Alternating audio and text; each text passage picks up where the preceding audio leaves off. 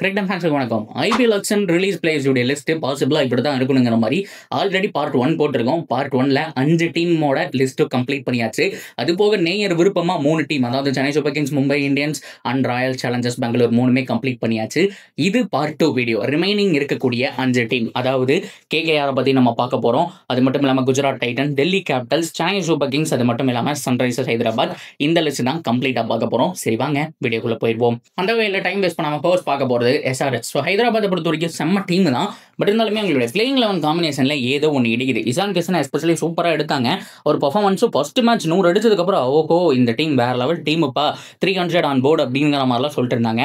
Unfortunately அந்த மேட்சுக்கு அப்புறம் மனுஷன் ஆடவே இல்லை. ஸோ அவருடைய சீக்ரெட்டும் எக்ஸ்போஸ் ஆயிடுச்சு. அதாவது ஸ்டம்ப் லைனில் கண்டினியூவாக போயிட்டு இருந்தால் ஸ்லிப் கேட்ச் அப்படின்னு இல்லைன்னா LBW முறையில் அவுட் ஆகிறாருங்கிற விஷயம் வந்துட்டு ஈஸி எக்ஸ்போஸ் ஆயிடுச்சு. ஸோ இசான் கிஷனை ரிலீஸ் பண்ணிடுவாங்க. And Mohammed Shami, Adam Zampa நல்ல ஸ்பின்னர் தான் 2 இயர்ஸ் முன்னாடி.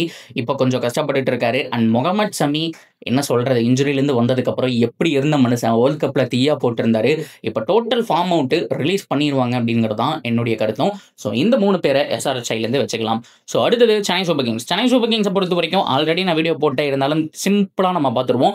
ஸோ ரவிச்சந்திரன் அஸ்வின் வெளியில் போயிட்டாரு. சாலிடாக ஒரு 9.7 crore சம்திங் 10 அப்படிங்கிற மாதிரி வச்சுக்கலாம். ஸோ இதுக்கப்புறம் டெவான் கான்வே, தீபக் ஹூடா, ராகுல் திரிபாதி, விஜய் சங்கர் அண்ட் ரச்சின் ரவீந்திரா, இவங்க எல்லாருமே கிட்டத்தட்ட ஒரு மினி கேங்கே இருக்குங்கிற மாதிரி சொல்லி ஆகணும். So Devon Conway, Rachin Ravindra ODI format players, T20ல எக்ஸ்போசிவாக ஆடமாட்டிருந்தாங்க அப்படிங்கிறத வந்துட்டு நம்ம சொல்லி ஆகணும். ஸோ எக்ஸ்ப்ளோசிவ் ஸ்டார்ட்டுக்கு தான் இந்த பக்கம் ஐஸ் மாதிரி இருக்காருங்கிறதுனால ஸோ கண்டிப்பாக இவங்க சைட்லேருந்து யாரோ ஒருத்தர் ரிலீஸ் பண்ணிடுவாங்க. அண்ட் சாம் கரன் 50-50% அப்படிங்கிறதையும் நான் சொல்லிக்கிறேன். அப்படியே கட் பண்ணிட்டு டெல்லி கேபிட்டல் சைடில் போனோம் அப்படின்னா இந்த டீம் வந்துட்டு சூப்பர் டீமாக இருந்துச்சு கைஸ். எப்போ ஹேமங் பதானி, ஸோ எப்போ எங்களால் முடிஞ்ச வரைக்கும் நாங்கள் ஒருத்தரை ஹோல்டு பண்ணி வச்சிருக்கிறோம், ஸோ நட்டுவை ஹோல்டு பண்ணி வச்சிருக்கிறோன்னு சொன்னாரோ.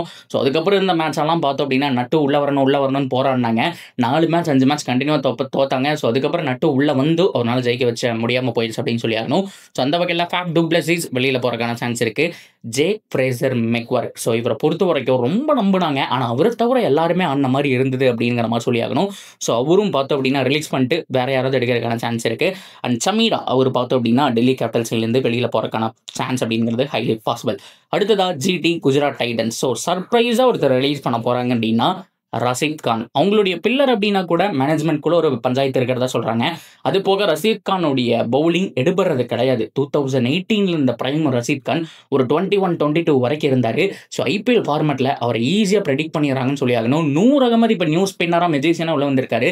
ஆனால் ரஷீத் கான் ஹிஸ்ட்ரி எடுத்து பாருங்கள், கடைசி ஒரு 20 மேட்ச் 25 மேட்ச் எடுத்து பாருங்கள், எல்லா மேட்சுமே 40 பக்கம் கொடுத்துருக்கிறாரு. ஆவரேஜாக 40 ரன் பக்கம் கொடுத்துருக்காரு. ஸோ 50 ரன்னெல்லாம் கொடுக்கக்கூடிய பவுலர் அவர் கிடையாது. ஈஸியாக பிக் பண்ணி அடிச்சிடுறாங்க அப்படிங்கிறதான் வந்துட்டு பார்க்கக்கூடிய விஷயமா இருக்குது. ரஷீத் கான் வெளியில். ஸோ அதுக்கப்புறம் ஜெரால்ட் காட்ஸி, ஸோ அதுக்கப்புறம் ராகுல் திபாட்டியா, இவங்க எல்லாருமே ரிலீஸ் பண்ணிட்டு சுட்மன் கிலுக்கு கீழே வேற லெவலில் ஒரு டீமை உருவாக்க போகிறதா தகவல் சோசியல் மீடியாவில் போயிட்டு இருக்கு. கட் பண்ணோம் அப்படின்னா ஃபைனலாக KKR.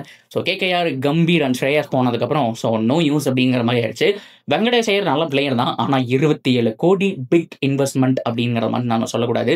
ஸோ அவர்னால பார்த்தோம் அப்படின்னா அந்த ஒரு பொட்டன்ஷியல் இருக்குது. பட் இருந்தாலுமே அவர் எங்கே இறங்குறாருங்கிற விஷயமும் ஒரு மிகப்பெரிய ஒரு மைனஸ் பாயிண்ட். 1 டவுனில் ஆட போகிறாரா, ஸோ அதுக்கப்புறம் வந்துட்டு நம்பர் 5 நம்பர் 6 ஆட போகிறாருங்கிற மாதிரி பல கன்ஃபியூஷன்ஸ். அவரை இன்னும் ப்ரொமோட் பண்ணோம், ஆக்சுவலாக ஓப்பன் கூட பண்ணலாம், அப்படி இல்லைன்னா 1 டவுன் இந்த பொசிஷனுக்குள்ளே அவரை ஹோல்டு பண்ணி வைக்கணும்.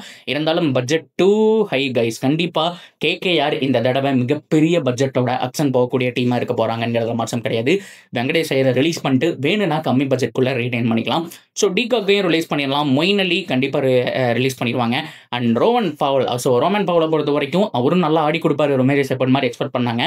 ஸோ எதிர்பார்த்தது வரல. இந்த தடவையும் ரசல் அண்ட் நரேன் இருக்க போகிறாங்க. ஸோ 1 more சீசன் அப்படிங்கிற மாதிரி சொல்லிட்டு இந்த 4 பேர் ரிலீஸ் ஆகிறதுக்கான சான்ஸ் தான் highly possible. So that's a video guys. So உங்களுக்கு பிடிச்சிருக்குன்னு நினைக்கிறேன்.